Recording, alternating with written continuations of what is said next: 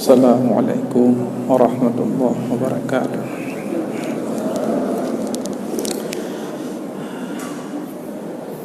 Alhamdulillah, salatan wa salaman ala Rasulillah wa ala alihi wa ashabihi wa mawalah, amma ba'd.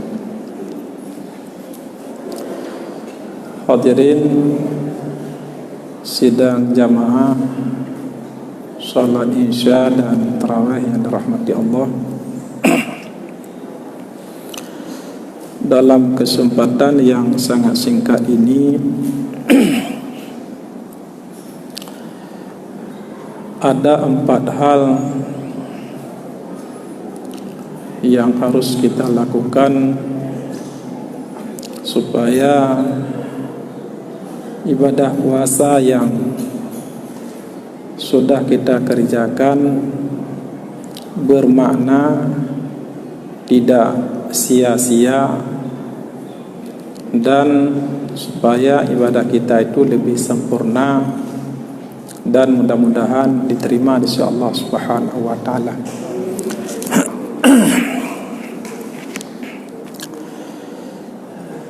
Yang pertama, setiap ibadah yang kita kerjakan itu harus atas dasar imanan wahdisaban. Ini passwordnya. Kalau kita buka komputer itu harus ada password. Setiap ibadah yang kita kerjakan, apapun bentuk ibadah, apakah salat, puasa, zakat, haji, i'tikaf, dan seterusnya, semua ibadah itu harus dibangun atas dasar imanan wahdisaban. Yang menjadi alat dongkraknya imanan wahdisaban. Yang menjadi motivasinya imanan wahdisaban. Yang menjadi spiritnya imanan wahdisaban. Kalau bukan atas dasar 2 password ini, imanan wahdisaban, jangan harapkan akan ada ghufira lahu ma taqaddama min dzambi.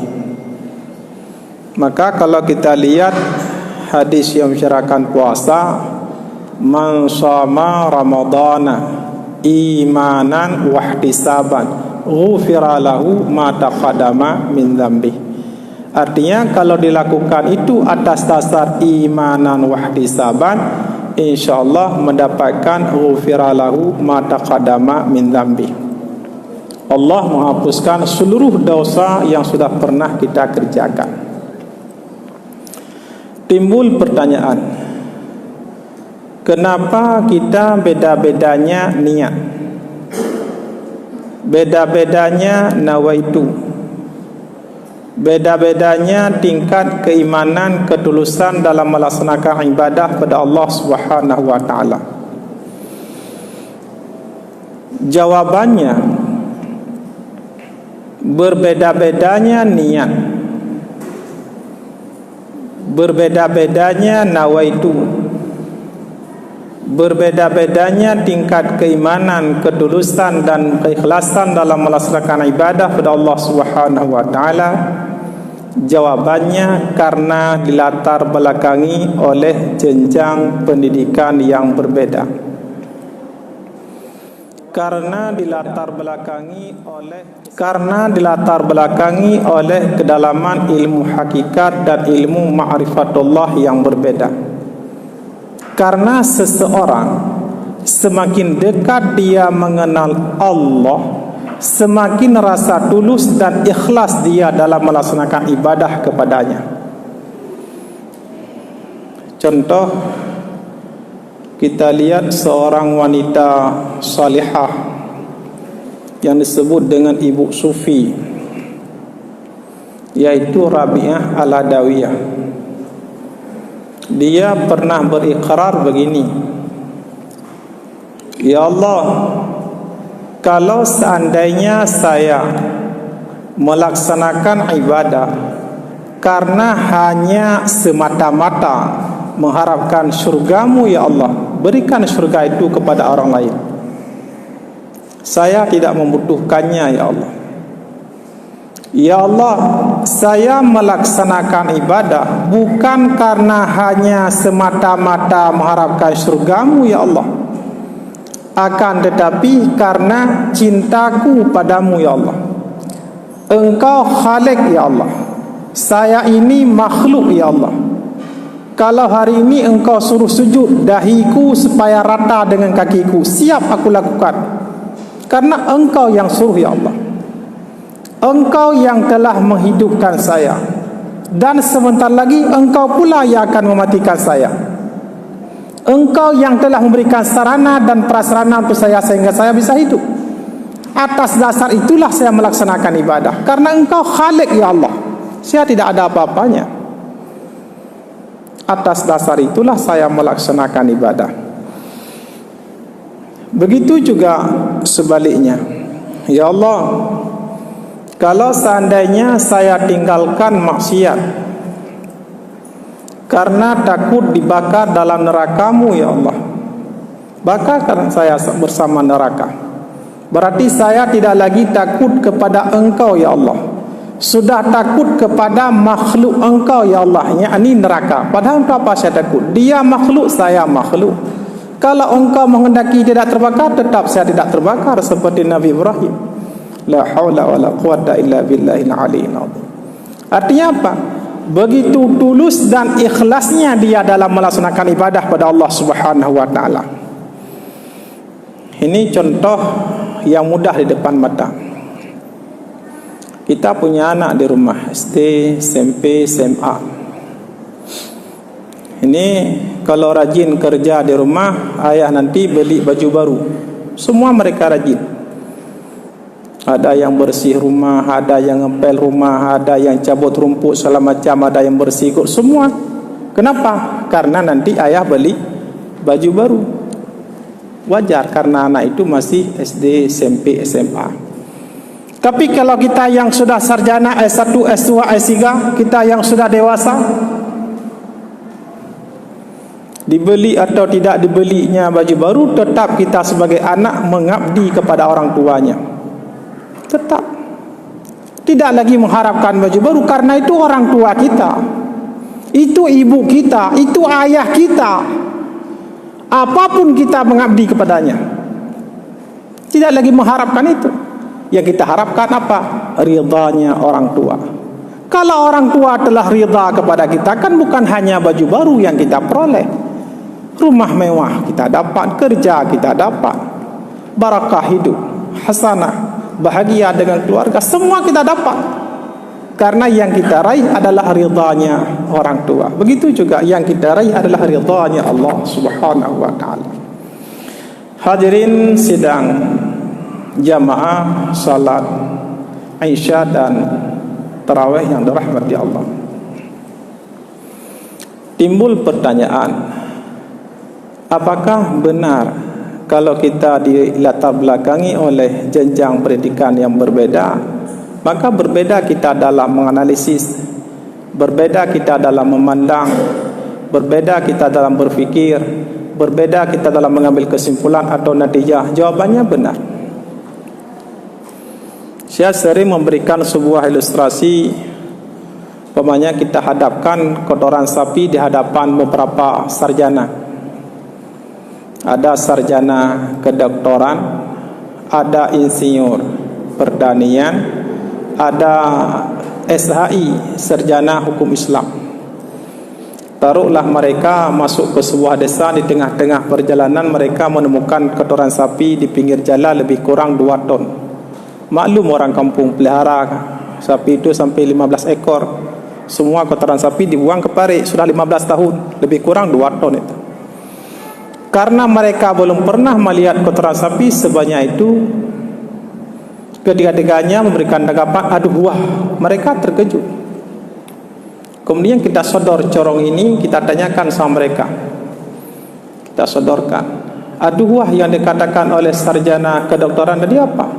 Aduh wah, ini kuman, ini penyakit, Dasar manusia tidak tahu kebersihan, tidak menjaga kesehatan, marah dia, menanggapi dengan sangat-sangat negatif.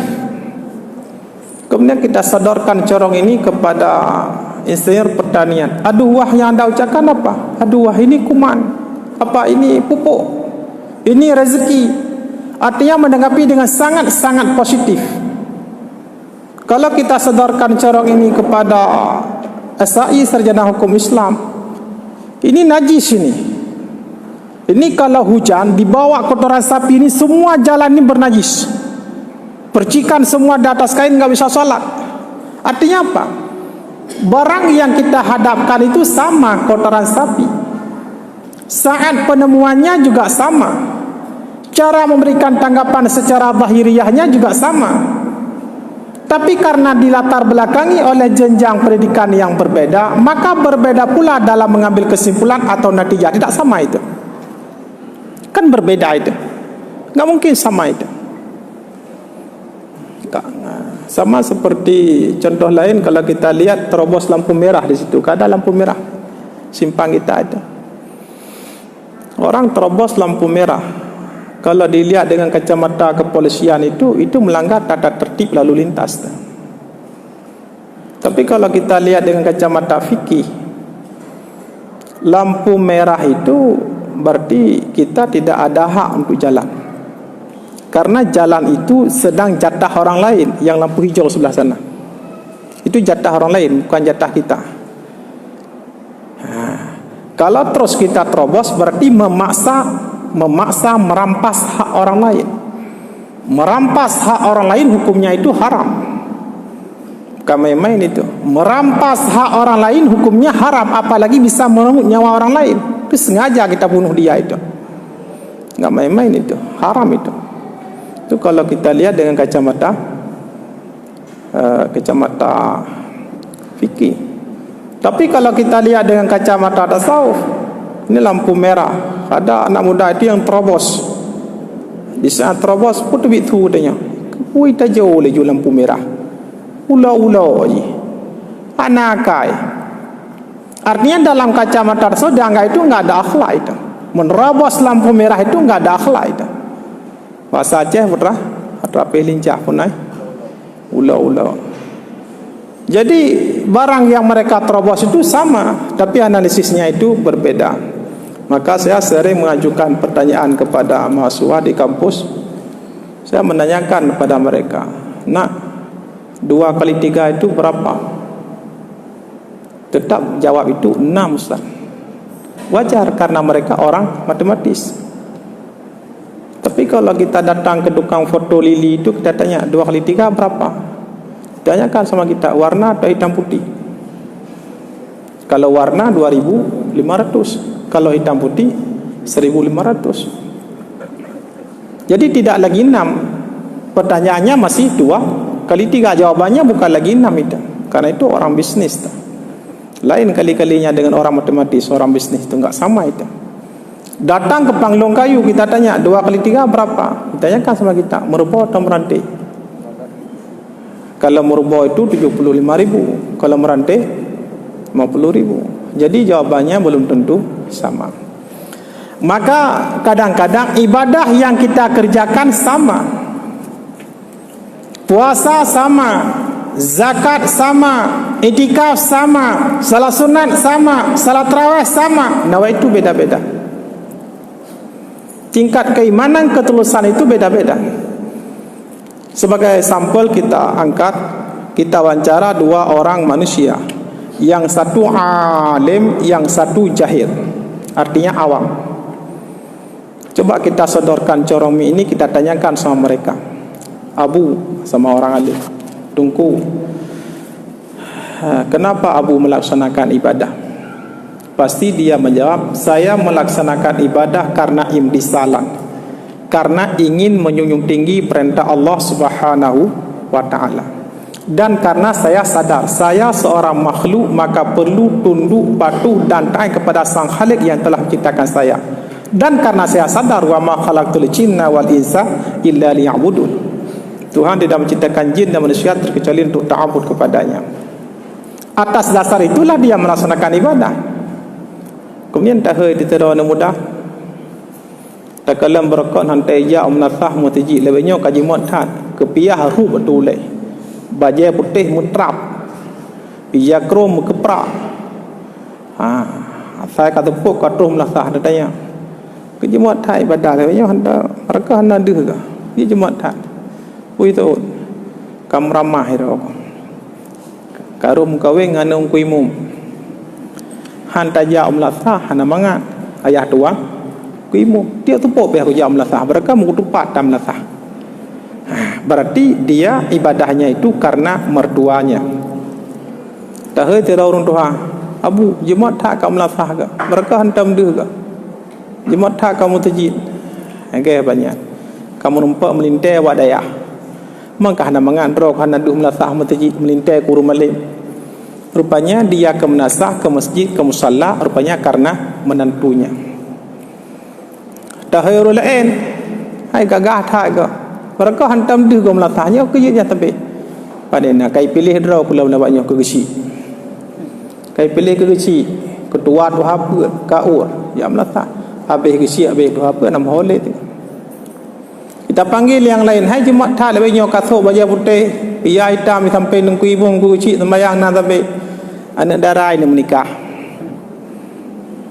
Anak darah ini menikah, maka semayang sampai ngisi sampai nengkui umum kerja dan darah ini menikah. Lihat tak jauh kesimpulan. Tidak ada satupun yang karena Allah, karena mertuanya, karena menantunya, karena ada kepentingannya, karena ketokohannya. Tidak ada satupun karena Allah. Maka semua ibadah orang jahil, orang awam yang dibangun bukan atas dasar imanan wahtisaban, yang dibangun bukan atas spirit imanan wahtisaban, tetap mardud, tertolak, la tuqbalu, dan jangan harapkan akan mendapatkan pahala dari Allah Subhanahu wa taala. Kenapa? Karena dia beribadah bukan kepada khalik. Dia beribadah kepada makhluk. Kesal kemantuan, keyahtuan, kemelintai, kepada atasan, kepada bawahan, ke rakyat karena kaji ke tokoh, karena kena pernikahan anak miak. Bedah tengah orang kira ya Allah Nabi falah, berempat falah. Kita beribadah kepada makhluk, kemudian menuntut sang khalik, ya Allah berikan falah kepadaku. Enggak ada itu. Enggak ada. Si kata-kala tengah habis tokoh mudah hana menasah, hana mudah pergi mentajid. Dia ke pernikahan Nabi, hana mudah pilih 15 tahun kemudian hana ada leh menasah mentajid. Tapi kan jika kami nak hamidan gede.